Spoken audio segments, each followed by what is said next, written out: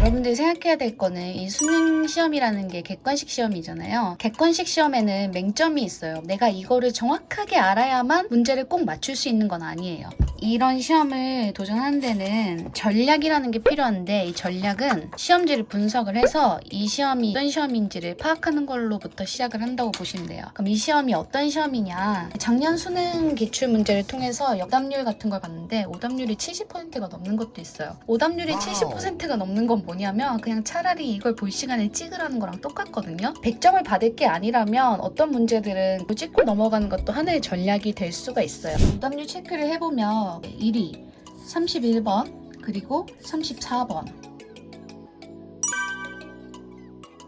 이렇게 오답률 탑 10에 해당되는 건데, 이거 보시면 이 오답률이 높은 문제들이 여기에 몰려있죠. 그러면 이 말은 뭐냐면 여러분들이 이 시험을 대할 때 일단 영어 듣기는 다 맞추셔야 된다고 치고, 이 문제까지 풀고 마지막 이 쉬운 문제들을 풀고, 그 다음에 이제 이것들 중에서 자신이 힘을 줘야 될 문제와 안 줘야 될 문제를 좀 취사 선택해야 된다는 거예요. 솔직히 말해서 이 오답률이 막 71.1% 되는 이런 문제들이나 뭐 정답률이 90% 되는 문제들이나 점수가 똑같아요. 물론 3점짜리 문제 같은 경우엔 또 다르겠지만 일단 기본적으로 점수가 별 차이가 안 난다는 그런 가정을 하고, 내가 받고자 하는 점수대가 어느 정도인지 2등급인지 1등급인지 이런 거에 따라서 문제 배분을 잘 하는 게 굉장히 중요해요. 근데 이런 오답률 체크를 할 때 가장 중요한 거는 뭐냐면 자기중심적 사고를 가지라는 거예요. 자기중심적 사고를 가지라는 건 또 무슨 말이냐, 오답률이 뭐 70 몇 %인데 나는 맞출 수도 있고, 오답률이 뭐 10% 정도밖에 안 되는데 나는 틀릴 수도 있잖아요. 그러니까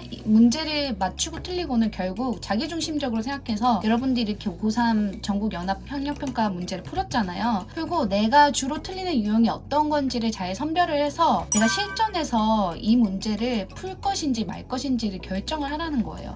여러분들이 100점이 목표인 시험이라고 하면 제가 이런 거를 권해드리진 않을 거예요. 근데 어차피 100점을 받지 않아도 되는 시험이라면 뭐 한두 문제 정도는 취사 선택으로 좀 버리는 과정도 필요하거든요. 그러니까 어떤 문제들은 찍는 게 오히려 확률이 더 높을 수도 있다는 거지. 근데 뭐 내가 다 풀어도 시간이 모자라지 않다, 그러면 아무 상관이 없어요. 시간이 모자라지 않으면 그냥 다 푸세요. 근데 만약 시간이 모자라다 그러면 내가 버릴 문제 몇 개 정도는 취사 선택을 하세요. 그럼 목평에서 오답률을 지금 또 똑같이 체크를 해보면 34, 37 봐요. 근데 전체적으로 경향이 똑같죠. 어려운 문제들이 이쪽에 다 몰려 있잖아요. 그러니까 이 문제들은 조금 나중에, 왜냐면 이 객관식이라는 게 결국은 어떤 느낌이냐면 그냥 약간 점수 따먹기 느낌이에요. 그러니까 내가 획득할 수 있는 최대한의 점수를 획득해 가는 거예요. 굳이 어려운 문제를, 내가 틀릴 수도 있는 문제를 도전하기보다는 내가 확실히 맞출 수 있는 문제부터 확실하게 맞추고 넘어가는 거예요.